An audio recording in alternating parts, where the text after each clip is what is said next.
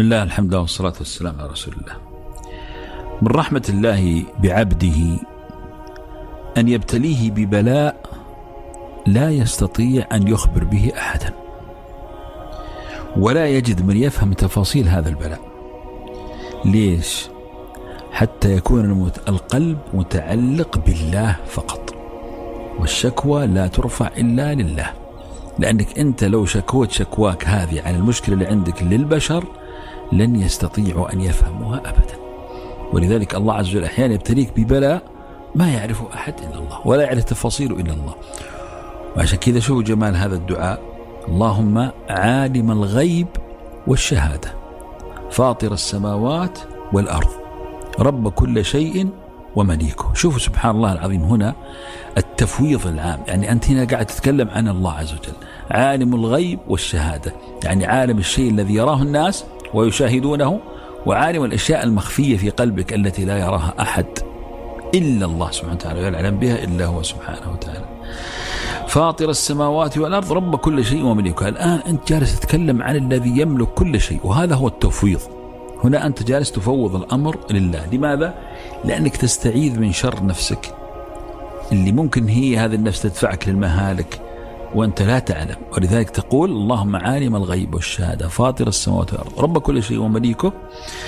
ثم بعد ذلك تتعوذ منه، من شر الشيطان وشركه، وأن تقترف على نفسك سوء أو تجره إلى مسلم، إما جهلا منك وإما لا مكابرة منك. فأن تستعيذ بالله وتلجأ إلى الله، فتقول: يا ربي أنت تعلم غيبي وشهادتي، تعلم سري وعلني، فاكفني شر نفسي واكفني الشيطان حتى لا أظلم.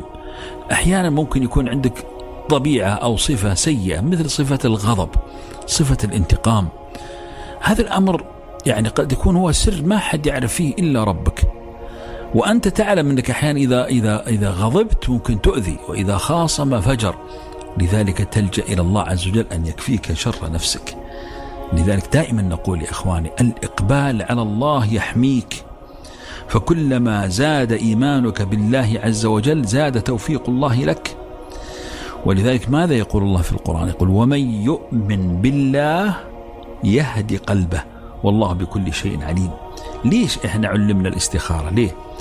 لماذا طلب منا أنه في أي أمر نعمل في حياتنا أن نستخير الله عز وجل؟ لأن هذا هو التفويض، وهذا هو إحسان الظن بالله عز وجل، وهذا هو أنك يعني تجعل ربي هو الذي يختار لك ما هو خير منك. فذلك انتبهوا من البعد عن الله. ترى الذين يبتعدون عن الله عز وجل هذول هم اللي يظلمون أنفسهم، نسوا الله فنسيهم. وربي عز وجل نسيانه هنا ليس نسيان صفة البشر لصفة النقص، لا، هو من باب أنه يعني يتركهم، يدعهم، لأنك أنت المحتاج لله عز وجل، وليس هو الذي محتاج لك. عشان كذا يا إخواني الله عز وجل لا تغيب عنه طرفة عين. فلذلك كن معه، لابد أن تكون مع الله سبحانه وتعالى. الله قال عن نفسه: ما يلفظ من قول إلا لديه رقيب عتيد. فهو العالم بكل شيء سبحانه وتعالى. استدفع البلاء عن نفسك بكل الطرق التي علمك الله إياها وعلمك الرسول صلى الله عليه وسلم إياها. أنت الآن إنسان زين ضعيف معرض للخطأ، ممكن تصدر منك أخطاء أنت ما تشعر فيها. لذلك أنت هنا تلجأ إلى الله. من أجل ماذا؟ من أجل أن يحميك من نفسك، ومن أجل أن يحميك من العيوب التي صادها الشيطان فيك، ويعرف كيف يعني يجعلك تتحرك فيها. أرجو أن يكون كلامي واضح. أحيانا يكون أنت عندك عيب داخلي أنت ما تشعر فيه، الله يعلم. الشيطان عرفه من خلال يعني دراسة حياتك، لأن الشيطان يحللك تحليل ويبحث عن وين ألقاك. هل ألقاك في الشهوة؟ هل ألقاك في الشبهة؟ هل ألقاك في الغضب؟ هل ألقاك يعني هل أستطيع أن أتحكم فيك عندما تغضب؟ أتحكم فيك عند الغضب، عند الشهوة؟ هل أتحكم فيك عند المال؟ أنت أحيانا قد لا تكتشف هذه الخصلة السيئة في نفسك، الله يعلمها. فأنت تطلب من الله إن الله يكفيك الشيطان عن الأشياء اللي أنت ما تعرفها في نفسك. فهي واضحة النقطة هذه، أنك تطلب من الله سبحانه وتعالى: برحمتك أستغيث، أصلح لي شأني كله ولا تكلني لنفسي طرفة عين. عشان كذا دائما الجأ إلى الله بأن يحميك الله عز وجل من نفسك بعونه. وأيضا افعل الأسباب التي علمك إياها الرسول صلى الله عليه وسلم من أجل أن تدفع عنك البلاء. مثلا لما يقول لك النبي عليه الصلاة والسلام الصدقة تدفع عنك 100 السوء، إذا تمسك في الصدقة. لماذا؟ حتى لا تنجرف خلف الطرق والأسباب التي تأتي لك بميتة السوء. أيضا النبي صلى الله عليه وسلم يقول لك أكثر من الاستغفار، لأن هذا الاستغفار من لزمه جعل له من كل هم فرج، من كل ضيق مخرج، رزق من حيث لا يحتسب. أكثر، هذا كله من اللجوء إلى الله عز وجل. أكثر من لا حول ولا قوة إلا بالله، لأن هذه تفتح الأبواب المغلقة. خلاصة كلامي يا إخواني أن هناك أشياء في نفسك أنت لا تعلمها، هناك ذنوب أو هناك أخطاء أو هناك آلام أنت يمكن ما تستطيع أنك تشرحها لأحد، تتألم منها لو تقعد تشرحها للبشر ساعات، ما استطعت أنك توصل الفكرة ولا استطعت أيضا أنك أن تعالج نفسك. فما الحل؟ الحل الجأ إلى الله حتى يدبر الله حياتك. احفظ الله يحفظك، الجأ إلى الله، الجأ إلى عالم الغيب والشهادة، عشان هو اللي يحميك من نفسك ويحميك من الشيطان. لذلك تأملوا معي هذا الحديث: اللهم عالم الغيب والشهادة فاطر السماوات والأرض رب كل شيء ومليكه، أشهد أن لا إله إلا أنت أستغفرك وأتوب إليك، أعوذ بك من شر نفسي وشر الشيطان وشركه، وأن أقترف على نفسي سوءا أو أجره إلى مسلم. ما أجمل هذا الدعاء وما أعظمه. ادعو دائما، ادعو بهذا الدعاء: اللهم هب لنا من اليقين ما تهون به علينا مصائب الدنيا. الكثير منا دار في أنحاء العالم، وجدنا أقوام كثيرون حياتهم فقط من أجل أن يعيشوا فقط، يعمل من طلوع شمسه إلى غيابها، يكدح في أرضه أو يغوص في بحره، يبحث عن سمكة يأكلها وأخرى يبيعها. آخر تجد في مصنعه الذي لا يملك فيه حتى الكرسي الذي يجلس عليه. وآخرون يعملون خدما في بيوت أغنياء يعبثون بالمال، وفي أنفسهم ألم لأنهم لا يملكون غذاء لأولادهم، وهم ينظرون المال يبعثر أمام أعينهم. وآخرون أيضا اضطروا لدخول السجن، قد يكون لأنهم سرقوا قوتا لأولادهم أو انتقموا من شخص ظلمهم، لكن كان ذلك الظالم ألحن قولا فسلم ولم يسلم. فتجد هذا السجين كل يوم يسأل: ما فائدة حياتي وأنا في زنزانة معطل عن العالم؟ وآخرون ركبوا البحار وذاقوا أنواع الموت. لماذا؟ لأنهم كانوا يهربون من بلادهم وأهلهم لكي يحصلوا على لقمة يسد بها جوعتهم. يا الله، يقتلونهم ألما من أجل أن يشبعوا بطونهم. وآخرون ابتلوا بأمراض أقعدتهم، فكانوا حملا ثقيلا على أنفسهم وعلى أهلهم. ما هي نظرتهم هؤلاء أهل الإعاقة والأمراض المزمنة وهم يرون أهلهم يعانون الأمرين، لا ليعيشوا بل ليعيش هو، وهو الذي يتمنى الموت كل ساعة. وآخرون عاشوا السنين الطوال يتمنون أن يسمعوا طفلا يناديهم يا بابا يا ماما، لكنهم لا يجدونه. وكم وكم وكم من الآلام تسمعها هنا وهناك.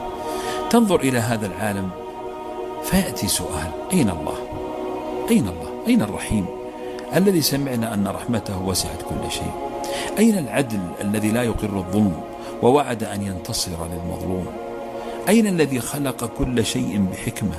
أين الحكمة ونحن نرى الفقر والظلم والبطش هنا وهناك؟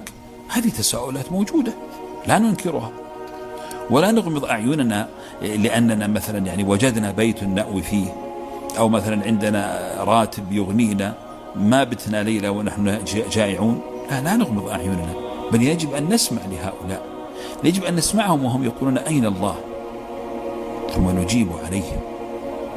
أنا أقول لكل هؤلاء الذين دخل اليأس في قلوبهم وخالجت الشكوك نفوسهم وصارعوا وساوس الشيطان في صدورهم: ارفعوا رؤوسكم إلى السماء، تأملوا في عظمتها، انظروا إلى الجبال، تأملوا في عجيب صنعها، انظروا إلى البحر وعظيم هيبته، بل انظروا في أنفسكم، تأملوا عجيب صنعه فيكم أنتم، ليس في قلبك الذي لا يتوقف عن الضخ، ولا الكلية التي يقوم مقامها أجهزة تعمل بالساعات وأنت تملكها بلا مقابل، ولا العين المبصرة، لا، بل تأملوا في الروح التي تحملوها بين جنبيكم، الروح التي تبكي وتضحك وتتألم، هذا الجزء منك الذي لا تراه ولا تعلم كنهه، إذا تأملت في هذا كله أنا أسألك من صنع هذا؟ لقد صنعه ملك واحد لم يخطئ في واحد من خلقه، ولم تتغير هذه الروح اللي فيك. الشمس التي فوق رؤوسنا هذه هي نفس الشمس التي تخرج على كل البشر، الكل يحتاجها، يفرح بنورها بدوائها. من أوجدها لنا؟